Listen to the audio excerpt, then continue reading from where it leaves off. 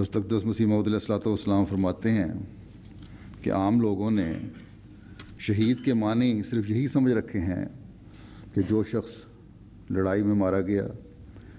یا دریا میں ڈوب گیا یا وبا میں مر گیا وغیرہ، مگر میں کہتا ہوں کہ اسی پر اکتفا کرنا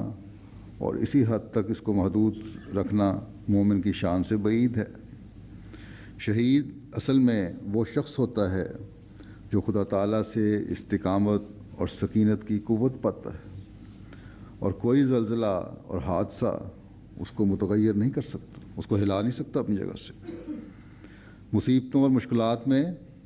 سینہ سپر رہتا ہے، یہاں تک کہ اگر محض خدا تعالیٰ کے لیے اس کو جان بھی دینی پڑے تو فوق العادت استقلال اس کو ملتا ہے، غیر معمولی استقلال ملتا ہے اس کو، اور وہ بدون کسی قسم کا رنج یا حسرت محسوس کیے اپنا سر رکھ دیتا ہے، بغیر کسی قسم کا غم، بغیر قسم کی حسرت کے وہ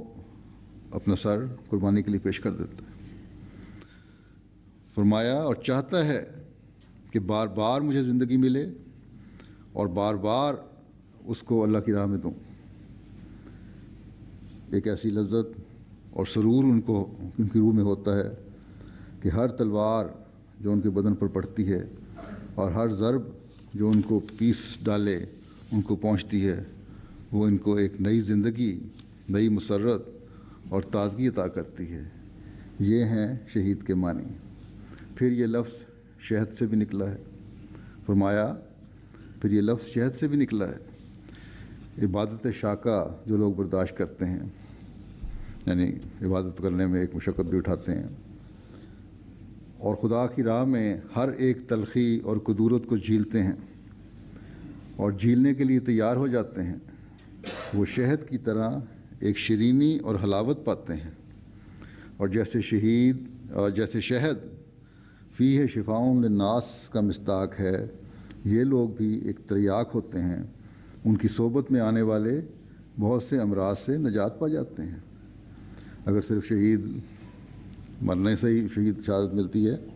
تو صحبت سے کس طرح فائدہ اٹھا سکتا ہے انسان؟